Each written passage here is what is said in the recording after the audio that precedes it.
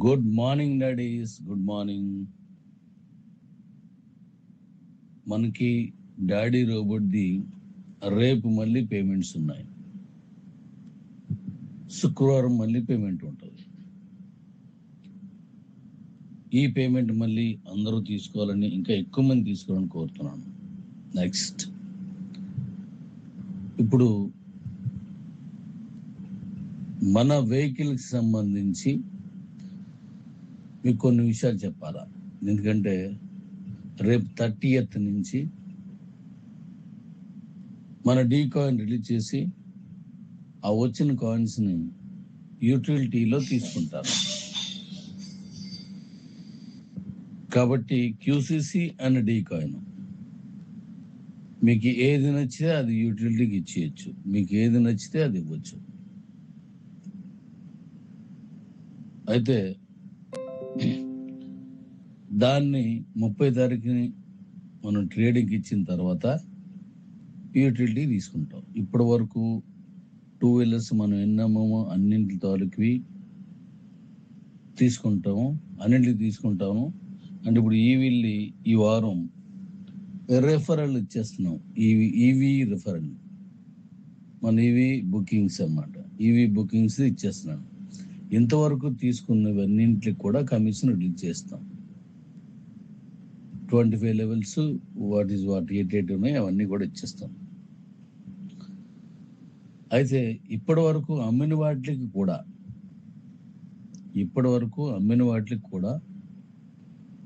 Coin ఇవ్వాల్సి ఉంది కదా, అవి కూడా తీసుకుంటాం మనం. అయితే ఇప్పటి వరకు ఈవీ వెహికల్స్ తాలూకా షోరూమ్స్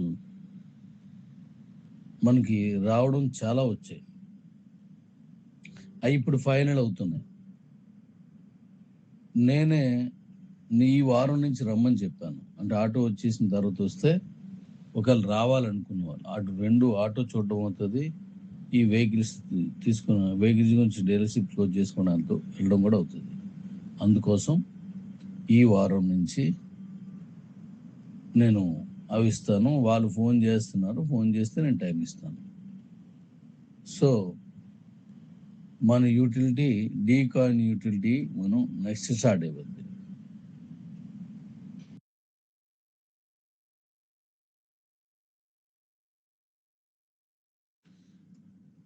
ఇప్పుడు ఆటోస్లో మనకి లక్షవారం నాటికి మన దగ్గర ఈ వెహికల్ ఉంటుంది, మన ఆటో ఉంటుంది. ఎలా ఉంది ఏంటని చూడొచ్చు, దాన్ని ట్రయల్ వేయచ్చు, అన్నీ చేయొచ్చు. ఇందులో ఒకటి 1000 కిలోమీటర్స్, ఒకటి 500 కిలోమీటర్స్. మీకు అంటే కస్టమర్కి ఏది నచ్చితే అది తీసుకోవచ్చు. ఆ ట్రయల్ వేసే విధానం ఏంటో నేను చెప్తాను. ట్రయల్ వేసి అంటే ట్రయల్ వేయడం ప్లస్ దాన్ని ఎలా చేయాలో నేను చెప్తాను. అయితే ఈ 2 వెహికల్స్ వస్తాయి. దీంతో పాటుగా మనకి లోడర్స్ కూడా వస్తున్నాయి. అలాగే పంచాయతీ, మున్సిపాలిటీ,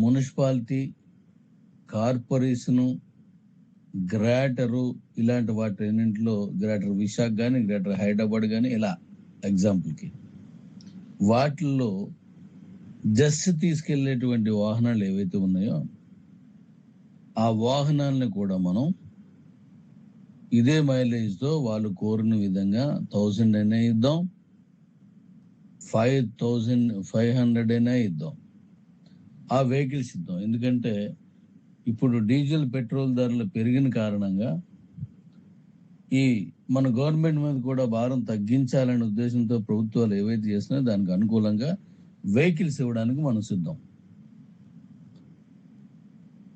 ఒక చిన్న పంచాయతీ ఉందంటే దాంట్లో చిన్న చిన్న అక్కడ ఉన్న చెత్త అంతా తీసుకెళ్ళి చిన్న దూరం అంటే ఊరు అవతల తీసుకెళ్ళి పడేస్తారు. అదే మున్సిపాలిటీ అయితే కొంచెం ఎక్కువ ఉంటుంది. అదే కార్పొరేషన్ అయితే ఇంకా ఎక్కువ ఉంటుంది. గ్రాడర్ అయితే ఇంకా ఎక్కువ ఉంటుంది. మరి అలాంటి వాటిల్లో మనం ఆ డిస్టెన్స్ కూడా కవర్ చేయగలం. ఆ డిస్టెన్స్ కవర్ చేయగలం. అలాగే ట్రాఫిక్ ఉన్నప్పుడు స్టాండ్ బై ఉంటుంది ఎక్కువగా. అలాంటప్పుడు కూడా మెల్లి కదలాల్సి వస్తుంది. ఫాస్ట్గా వెళ్ళడానికి కావద్దు. ఇలాంటి వాటిలన్నింటికి మైలేజ్లో ఎక్కడ ప్రాబ్లం లేకుండా 100, 50, 150 ఇచ్చాం అనుకోండి, అది లోడ్ ఎక్కువైనప్పుడు దాని కెపాసిటీ తగ్గుద్ది. అంటే అవసరానికి మించి కూడా ఒక్కోసారి వేస్తుంటారు. అలాంటప్పుడు ఎక్కువగా ఫ్యూల్ అయిపోద్ది. దారి మధ్యలో కానీ ఈ డస్ట్బిన్ వెహికల్స్ ఆగిపోయి అంటే ఆ వాసనకి రోడ్డు మధ్యలో ఉండిపోద్ది. అందుకని ఎలక్ట్రికల్ వెహికల్స్ వాడరు. కానీ మనం అలా కాకుండా 500 and 1000 ఇస్తాం కాబట్టి తక్కువ చేయొచ్చు అనమాట. సో అలాంటివి ఉన్నా సరే మనం ఇద్దాం. వీటన్నింటికి మనం యూటిలిటీ తీసుకుంటున్నాం. మన డీకాయిన్ యూటిలిటీ ఇట్లన్నింటినీ తీసుకుంటాం.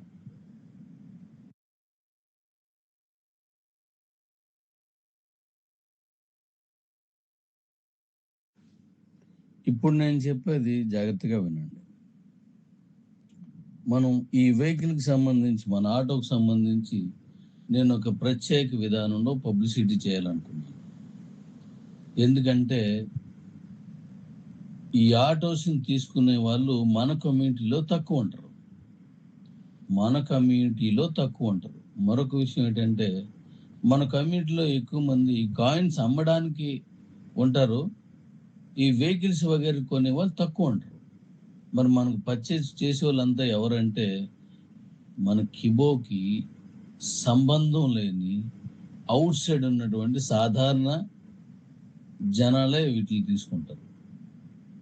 వాళ్ళెవరూ ఇందులో ఉండకపోవచ్చు. అలాంటప్పుడు వాళ్ళందరికీ అనుకూలంగా, వాళ్ళకి ఇంట్రెస్ట్గా, వాళ్ళకి అట్రాక్టివ్గా ఉండేటట్టుగాను నేను అన్నీ డిజైన్ చేస్తున్నాను. ఇక్కడ ఒకే విషయం, ఎక్కువ మన ప్రొడక్ట్స్, మన సేల్స్, మన వాహనాలు, మన వెహికల్స్ అన్నీ కూడా ఎక్కువ వెళ్ళినప్పుడు తక్కువ యూటిలిటీ ఉన్నాయి, ఎక్కువ కాయిన్స్ పోతాయి. మనం ఎక్కువ కాయిన్స్ ఒకే బండిలో తీసుకుంటాను అన్నాం అనుకో, తక్కువ సేల్ ఉందనుకోండి, ఎంత ఎక్కువ తీసుకున్నా కాయిన్స్ వెళ్ళడం లేట్ అవుద్ది. అందుకోసం మనం అనేక రకాల ప్రాజెక్టులు తీసుకొచ్చి, అనేక రకాల ప్రొడక్ట్లు తీసుకొచ్చి, మనం చిన్న వస్తువు నుండి పెద్ద వస్తువు వరకు రూపాయల్లో ఉన్న దగ్గర నుంచి కోట్ల రూపాయల వరకు ఉండేట్టుగా ప్రొడక్ట్లు తీసుకొస్తున్నాను. వీటన్నింటి వల్ల మన యూటిలిటీ అద్భుతంగా వెళ్తుంది. ఎందుకో చెప్పనా? మన దగ్గర ఉన్న కాయిన్స్ ఓన్లీ 1,50,000 మాత్రమే. గుర్తుపెట్టుకోండి, 1,50,000 మాత్రమే డీ కాయిన్స్ ఉన్నాయి. అవి పొరపాటున మీరు ఎక్కువ ధరకి కాకుండా తక్కువగా అమ్మేసుకున్నారనుకోండి, ఇంక మళ్ళీ మీరు కొనలేరు. అందువల్ల ఆ 1,50,000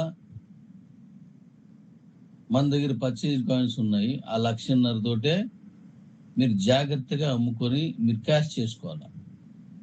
మైనింగ్ కాయిన్స్ ఉన్నాయి, అవి నెక్స్ట్ ఇయర్ నుంచి వస్తాయి. ఓ పర్సెంటేజ్ ఉంటుంది, ఆ పర్సెంటేజ్ ప్రకారం వస్తుంది. కాబట్టి మన దగ్గర ఉన్న సరిపోలేనంత ఎక్కువగా ప్రొడక్ట్ ఆర్ ప్రాజెక్ట్స్ తీసుకొస్తున్నాను. రూపాయల నుంచి కోట్ల రూపాయల వరకు విలువ ఉన్న ప్రాజెక్టులన్నీ తీసుకొస్తున్నాను. కాబట్టి మీరు రేపు మన డీ కాయిన్ 30 తారీఖున రిలీజ్ అయినప్పుడు తక్కువ కాయిన్స్ ఉన్న వాళ్ళు కానీ, అస్సలు కాయిన్సే లేని వాళ్ళు, కొత్త వాళ్ళు కానీ కొన్ని మీ దగ్గర పెట్టుకోండి. అలా కొనుక్కున్నందుకు మీరు వాడేది ఐఎస్డిటి. అలా మీరు కొనుక్కున్నప్పుడు వచ్చిన ఐఎస్డిటి మొత్తం మన ఎక్స్చేంజ్లో లిక్విడిటీ లాక్లోకి వెళ్ళిపోతుంది.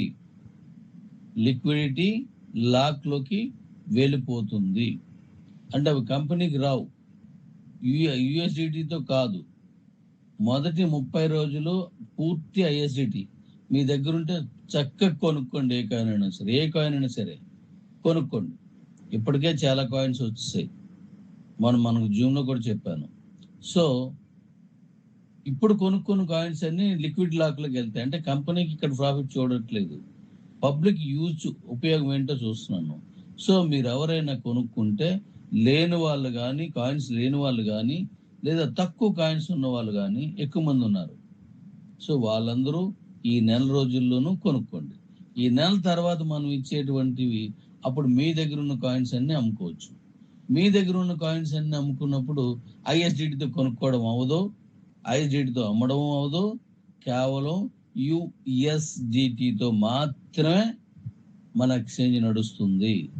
ఇతర ఎక్స్చేంజ్లు కూడా నెక్స్ట్ ఇచ్చేస్తున్నాను, అవుట్ సైడ్ ఎక్స్చేంజ్లు కూడా ఇస్తున్నాను. అక్కడ ఎలాగో యూఎస్డిటితో చేస్తారు. కాబట్టి మీ దగ్గర ఉన్న కాయిన్స్ని జాగ్రత్తగా పొదుపుగా దాచుకోండి. మన జూమ్లో చెప్పాను, మీరు మీ రేపు 30 తారీఖే మీ అందరికి మీ దగ్గర ఉన్న కాయిన్స్ అన్ని అమ్మని ఇచ్చాను అనుకోండి. ఇప్పుడు ప్రొడక్ట్లు వస్తున్నాయి, ప్రాజెక్టులు వస్తున్నాయి, మన కమ్యూనిటీ పెరుగుతోంది. ఇలాంటి పరిస్థితుల్లో కొంచెం గ్యాప్ ఇచ్చి, ఒక నెల గ్యాప్ ఇచ్చి కానీ మనం పెడితే మీ కాయిన్స్ని ఎక్కువ ధరకు అమ్ముకునే అవకాశం ఉంటుంది. ఇప్పుడే ఇస్తే వెంటనే అమ్మేసుకోవాలని గ్యాస్తో కాంక్ష, అంటే ఆలోచనతో ఒకరికంటే తక్కువ ఒకరు, ఉదాహరణకి ₹1,00,000 99కి ఒకరు పెడతారు, నాది వేగంగా అయిపోవాలి. ఇంకోటి 98 పెడతారు, నాది వేగంగా అయిపోవాలి. 97 పెడతారు, నాది వేగంగా అయిపోయాలి. అటు 90,000కే పెడతాడు. అలా అలా తగ్గుకుంటూ కిందకి వెళ్ళిపోద్ది. అలా ఎప్పుడు చేయకండి. కొద్ది వెయిట్ చేయండి, మంచి ధరకే అమ్మండి. ఈ గ్యాప్ను ఫిల్ చేయాలనేసి ఒక నెల ఉంచుతున్నాను.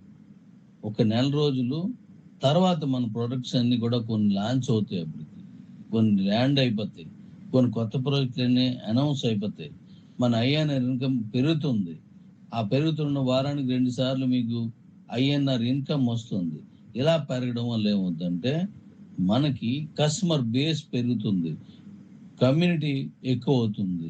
అందువల్ల మీకు మంచి ధర వస్తుంది. ఇన్ని సంవత్సరాలు ఆగాం, సో ఇంకొక నెల ఆగడంలో తప్పులేదు. ఈ నెల రోజులు మీ దగ్గర ఉన్న యూఎస్డిటితో కొనుక్కోండి. మీకు డీ కాయిన్స్ ఎక్కువ ఉన్నాయి మీ దగ్గర, యూఎస్డిటి కాదు, సారీ ఐఎస్డిటి. మీ దగ్గర డీ కాయిన్స్ ఎక్కువ ఉన్నాయి, నాకెందుకు డీ కాయిన్స్, నా దగ్గర ఎక్కువ ఉన్నాయి అనుకోండి. మన దగ్గర ఉన్న క్యూసీసీ కొనండి. మీ దగ్గర ఎక్కువ ఉన్నాయి కాబట్టి క్యూసీసీ కూడా కొనుక్కోండి. అప్పుడు మీ దగ్గర ఐఎస్డిటితో కొనుక్కోవడానికి అది కూడా వీలు ఉంటుంది. అందువల్ల మీకు ఎక్కువ కాయిన్స్ క్యూసీసీ ఉందనుకోండి, మీ దగ్గర డీ కాయిన్ లేదనుకోండి, డీ కాయిన్ కొనుక్కోండి ఈ నెల రోజులు ఐఎస్డిటి తోటి. మీ దగ్గర ఎక్కువ కాయిన్స్ డీ కాయిన్స్ ఉన్నాయనుకోండి, క్యూసీసీ కొనుక్కోండి. వీటన్నింటినీ కూడా మనం యూటిలిటీలో తీసుకుంటాం. ఇప్పుడు మన వెహికల్స్ ఎలా అమ్ముతాం ఏంటి అనే విషయం మీద ఈరోజు మరొకసారి నేను వివరంగా చెప్తాను. చక్కగా డిజైన్ చేశాను, మీ అందరికీ నచ్చుతుంది. జాగ్రత్తగా అది విని అర్థం చేసుకోండి. మన డాడీ రోబోట్లో ఫస్ట్ కమ్ ఫస్ట్, ఇది మాత్రం గుర్తుపెట్టుకోండి.